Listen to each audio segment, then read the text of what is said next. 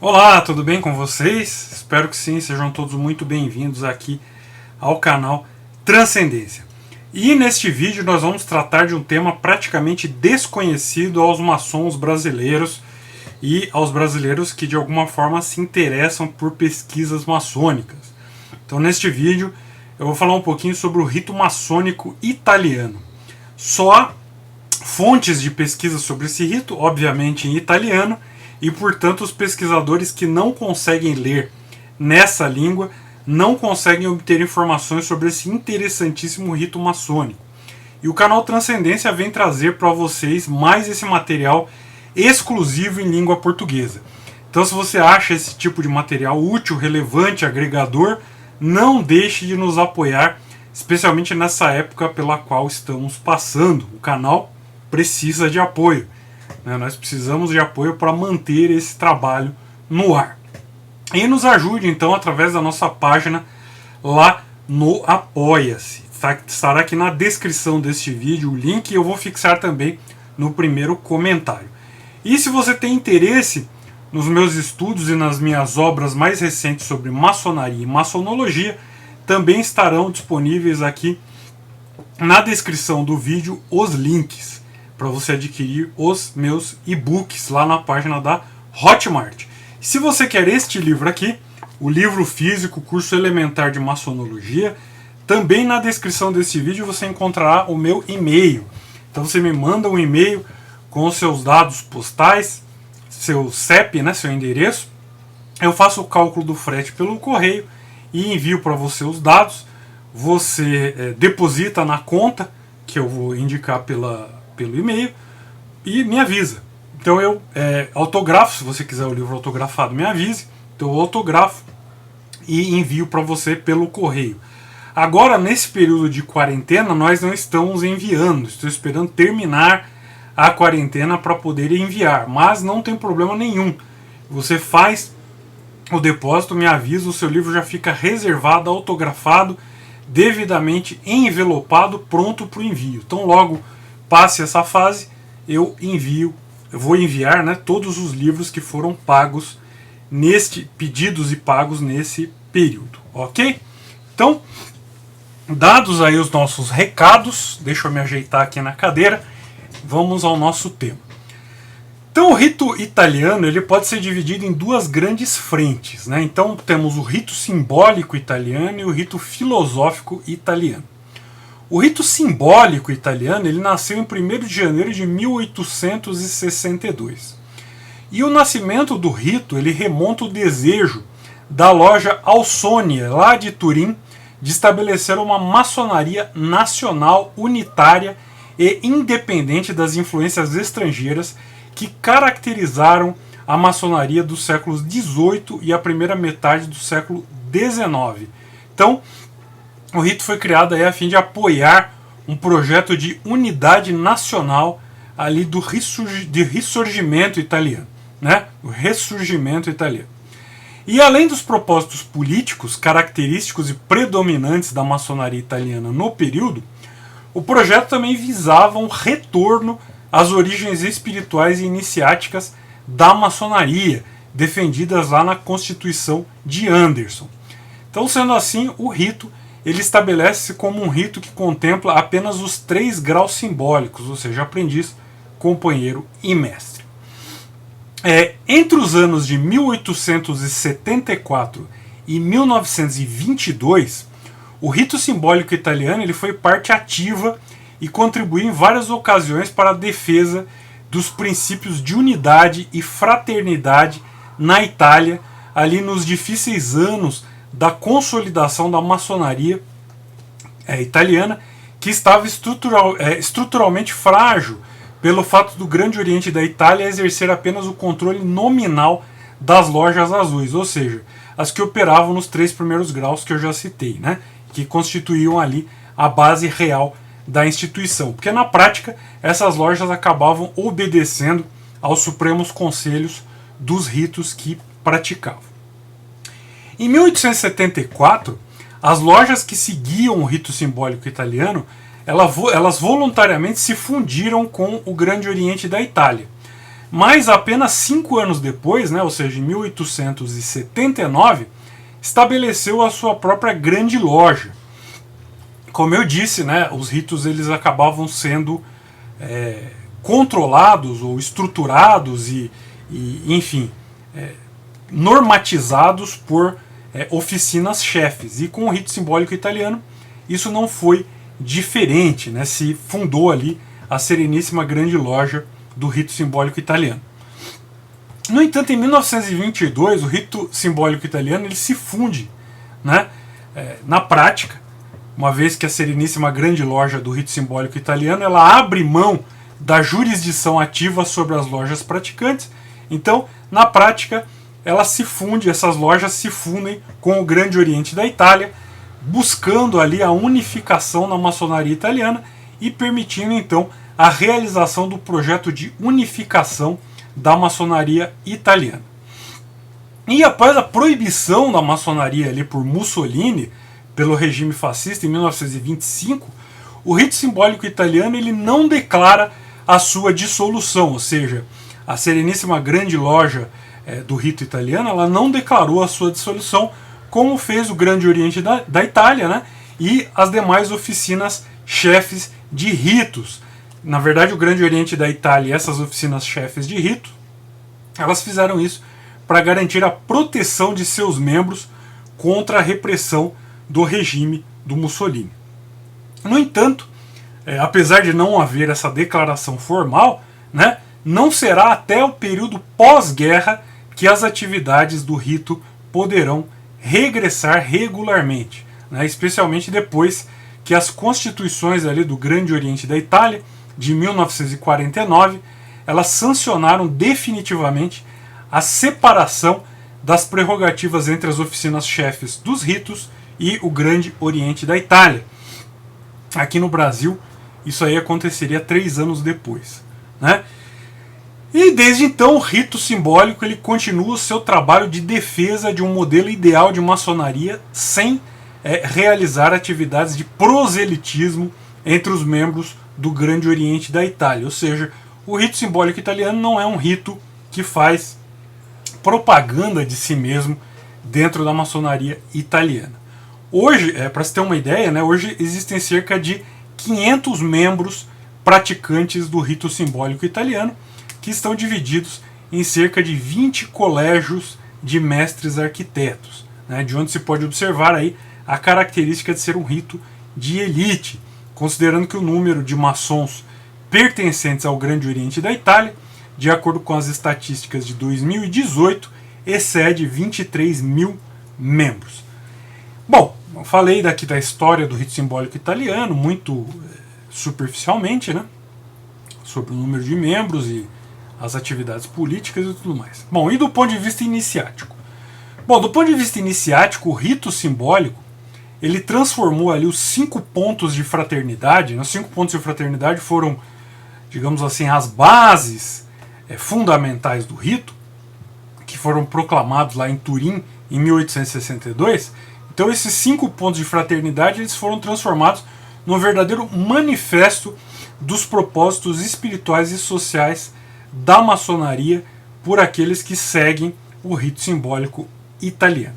Com o desejo de encontrar a sua própria identidade cultural, né, que aprimorasse a sua própria característica de italianidade, né, e ao mesmo tempo diferenciando o rito simbólico italiano das vertentes cristã cavalheirescas, né, ou ciro-egipciacas, como por exemplo no caso do rito de Mênfis e Mizraim, né, ou de outros ritos. Então o rito simbólico italiano ele colocou a ênfase da sua identidade no estudo e na prática da tradição da escola pitagórica, né? Então é bastante interessante essa ênfase diferenciada do rito italiano. E aí nós vamos ver que não é só no rito simbólico italiano, no rito filosófico italiano também. Então, como eu disse, o rito italiano ele se divide, né, em 2 grandes frentes. Então a primeira grande frente, eu falei já, o rito simbólico italiano. E a segunda grande frente, o rito filosófico italiano. Então, para falar do rito filosófico italiano, é preciso falar de 3 personalidades importantíssimas em sua Constituição.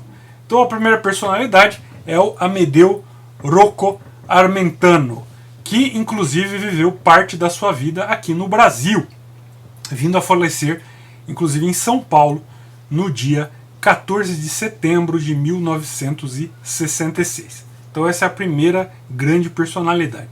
Segunda grande personalidade é o Arturo Reghini, né, que era um grande estudioso do esoterismo, editor lá dos jornais Atanor e Ignis, né, foi um dos fundadores do chamado Grupo de Ur, que era um grupo de estudiosos que estavam em volta dessas duas publicações, né, o Atanor e Ignis, e inclusive o grupo de Ur, tanto o Arturo Reghini, ele era amigo e colaborador por algum tempo de Julius Evola, né, que também foi um dos fundadores do Grupo de Ur. Julius Evola, que é um dos principais representantes da escola de pensamento tradicional do século XX. E a terceira figura é o Eduardo Frosini, né, que foi grão-mestre do rito filosófico italiano. Então, o Armentano foi junto com o Arturo Reghini, né, e aqui não só falando do rito filosófico italiano, mas o Armentano ele foi junto com o Arturo Reghini um dos principais artífices do renascimento pagão na Itália. Eu não gosto desse termo pagão, mas para você entender bem o que eu estou querendo dizer, né, vamos chamar de pagão para a maioria das pessoas entender, mas eu chamaria de renascimento pré-cristão, né, renascimento das tradições pré-cristãs da Itália. E o Armentano ele conheceu o Arturo Reghini lá em 1907 e começou a trabalhar com ele numa reforma da maçonaria a fim de dar uma distinção mais especificamente itálico-pitagórica em vez de hebraico-cristã. Né, obviamente que o Arturo Reghini ele era o praticante do rito simbólico italiano que já tinha esta ênfase. Né? E aí o Armentano, lá em 1907, quando ele conheceu o Reghini, ele foi iniciado na loja Lucifero, né, do rito simbólico italiano do Grande Oriente da Itália, loja da qual o Reghini foi um dos fundadores. Né?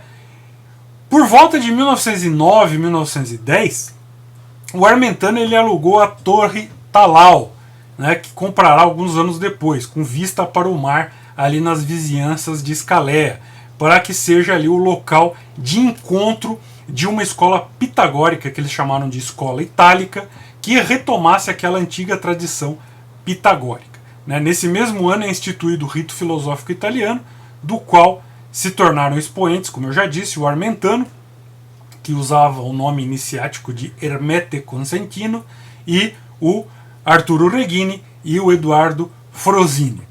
E o rito filosófico italiano ele vai estabelecer ali algumas similaridades, né, no seu modus operandi com o rito filosófico escocês, né, que era considerado herdeiro e continuador da tradição pitagórica britânica. E o Armentano e o Reghini, reescrevendo os estatutos do rito filosófico italiano, eles estabeleceram que no templo da loja se deveria ter uma cópia dos versos de ouro de Pitágoras, em vez da Bíblia, como havia e há normalmente nas lojas maçônicas do bloco da maçonaria conservadora. Então, nas lojas do rito filosófico italiano, teriam ali os versos de ouro de Pitágoras.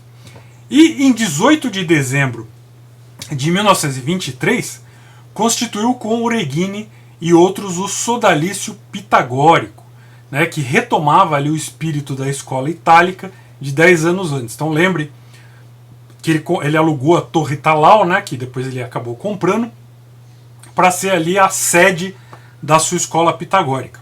Depois, em 1923, ele acaba constituindo o sodalício pitagórico, né, que retomava essa ideia e esse espírito aí da escola itálica que ele tinha pensado 10 anos antes. Bom, Cada vez mais mal visto pelo regime fascista, o Armentano ele embarcou em Nápoles, rumo aqui ao Brasil, com toda a sua família, em 3 de maio de 1924, e não mais retornaria à Itália. Ele vai manter contatos epistolares com seus discípulos e colaboradores, dentre eles o Giulio Parisi e o Manlio Magnani. O rito filosófico italiano, como eu disse, fundado lá em 1909, ele se propõe desde o seu início como um corpo ritual maçônico que veiculava uma iniciação efetiva e tinha por intenção despertar a ideia de uma Roma que seria a cabeça do mundo, né? Caput Mundi, a maneira imaginada ali pelo Giuseppe Mazzini, né? Aquela ideia de uma terceira Roma universal, uma capital dos povos, que deveria operar como um farol de paz e espiritualidade eclética e não mais tão somente de espiritualidade cristã. Né? Então seria uma terceira Roma, depois da Roma dos Césares e depois da Roma dos Papas. Né? Então seria digamos assim, um centro iniciático e espiritual, né? Um centro espiritual do mundo, uma espiritualidade eclética que uniria os povos. Né? O Eduardo Frosini, que a gente falou bem pouco dele até agora, e que se tornaria posteriormente o grão-mestre do rito, ele era um entusiasta, né? não muito eficaz, mas era um animador do rito, e ele teve o mérito indiscutível de eleger como a sombra, o nume tutelar do rito filosófico italiano, a figura de Quirico Filopanti. Né? Então a Quirico Filopanti foi nomeada a Loja Filosófica de Bolonha. E esses três personagens, o Armentano, o Reghini e o Frosini, a esses três personagens se juntou aí um punhado de pioneiros esparsos sobre todo o território italiano e que, durante um bom tempo, praticaram e difundiram as ideias do rito. Né? Então nós podemos dizer que o rito filosófico italiano ele constitui, de algum modo, a expressão simbolicamente mais madura do pós-ressurgimento italiano.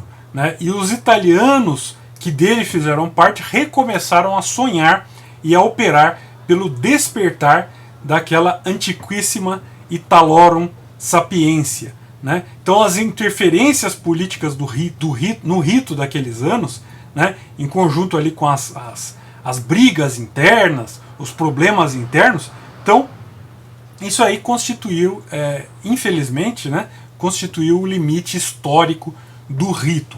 Contudo, o rito, nós temos que pensar nisso, né, enfim, não só dizer que o rito não teve um maior desenvolvimento por conta disso, mas nós temos que pensar também no momento histórico em que esse rito foi formado. Então, ele estava ali, digamos assim, no grupo ali da Florença, da época do Papini, do Prezzolini, sob um influxo que era de uma cultura nacionalista bastante estranha, né, quando não contrária ou adversa ao universalismo maçônico tradicional. Né? Mas isso, de forma alguma, tira os louros, tira o interesse, tira o valor do rito. Né?